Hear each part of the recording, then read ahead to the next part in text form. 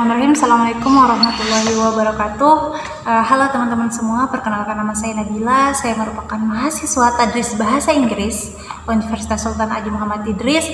Pada kesempatan kali ini saya akan membuat video tentang sebuah kisah sejarah untuk memenuhi tugas UAS saya pada mata kuliah Peradaban Sejarah Islam.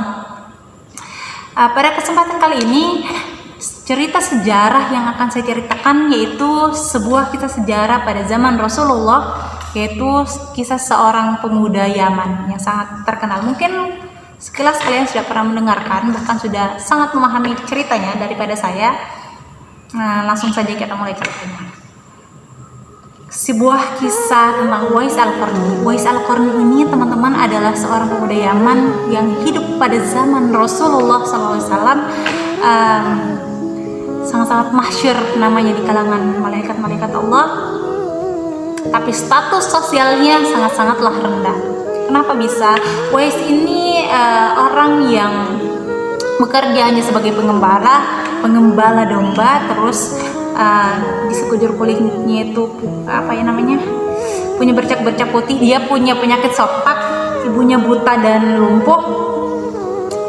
Dan suatu ketika Ibu Uwais ini meminta kepada Uwais Al-Qarni untuk menunaikan haji. Jadi ibunya meminta untuk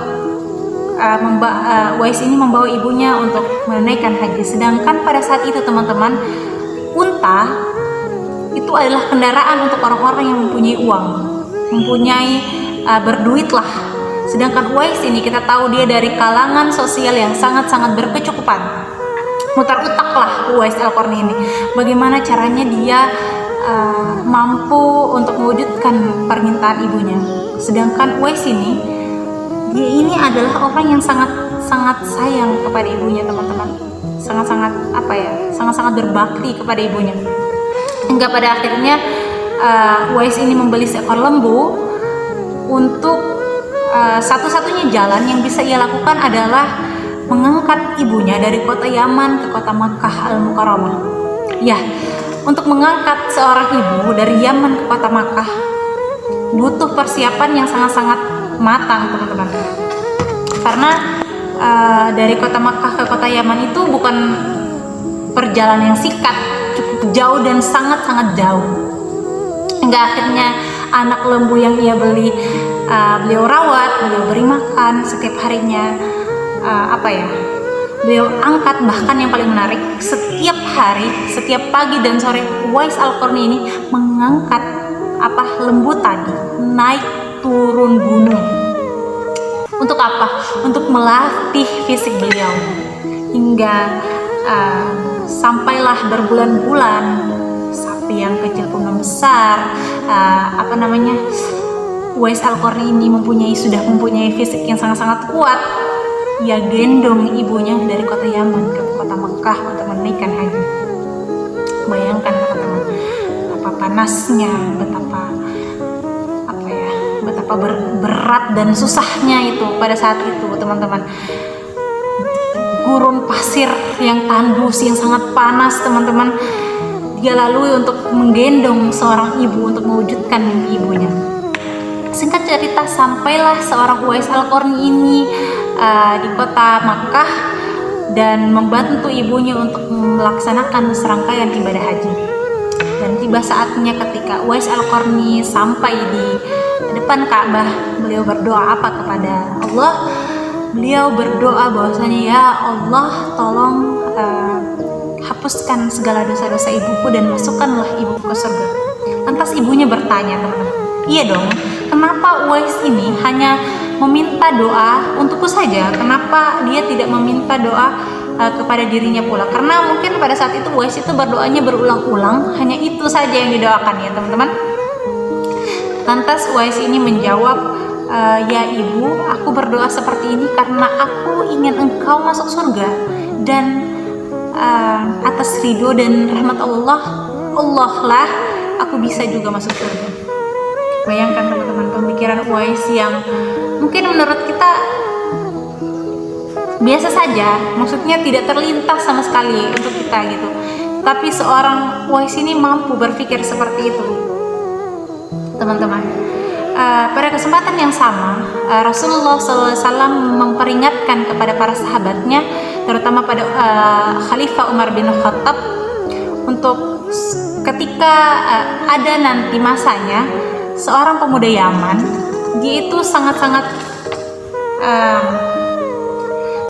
diagungkan oleh Allah karena mempunyai bakti yang sangat-sangat tinggi terhadap ibunya. Hingga Umar bin Khattab itu mencari, ketika Umar bin Khattab menjadi khalifah, Umar bin Khattab itu mencari siapa sebenarnya Uwais Al-Qarni ini, di mana yang mana sebenarnya Uwais Al-Qarni ini.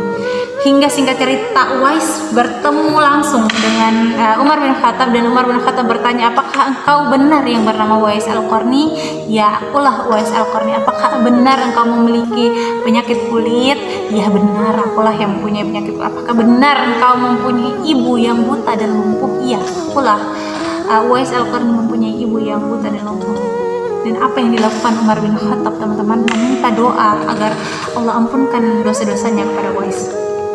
Bayangkan teman-teman, menurut kita, bayangan Uwais pada saat itu, orang yang tidak terkenal, mempunyai status sosial yang sangat rendah, sedangkan siapa Umar bin Khattab? Siapa yang tidak mengenal Umar bin Khattab pada saat itu?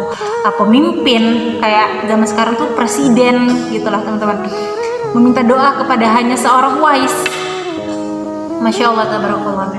Hingga Allah membuktikan kebenaran Uwais ini. Ketika Uwais Al-Qarni meninggal dunia, apa yang terjadi teman-teman? Ketika orang-orang berdatangan ke pemakaman beliau, orang-orang heran teman-teman. Kenapa bisa orang-orang heran? Ketika orang-orang ingin menyolatkan beliau, banyak sudah orang-orang yang sudah menyolatkan Uwais Al-Qarni. Ketika orang-orang ingin memandikan beliau, banyak orang-orang yang sudah memandikan duluan Uwais Al-Qarni, dan orang-orang itu sangat tidak terkenal, ketika sangat-sangat asing mukanya.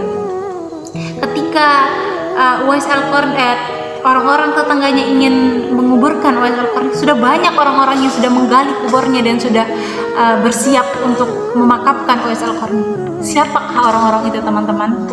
Orang-orang itu adalah malaikat-malaikat Allah yang diturunkan dari langit ke bumi hanya untuk mengkuburkan seorang Uwais Al-Qarni. Bayangkan teman-teman, mungkin Uwais Al-Qarni ini sangat-sangat rendah statusnya di mata manusia, status sosialnya di dunia sangat-sangat rendah, tapi memiliki derajat yang sangat-sangat tinggi di mata Allah Subhanahu wa Ta'ala. Masya Allah, tabarakallah. Semoga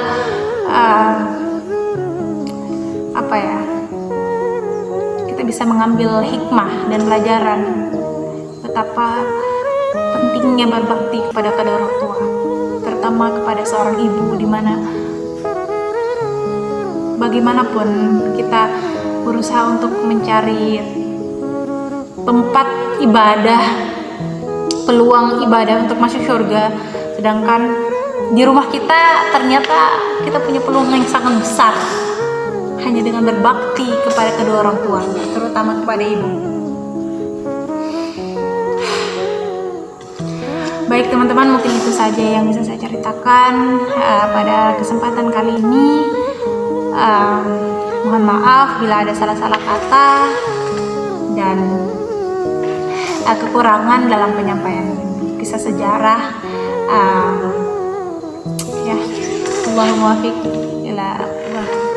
Allahumma wafiq ila aqwamit thoriq. Assalamualaikum warahmatullahi wabarakatuh.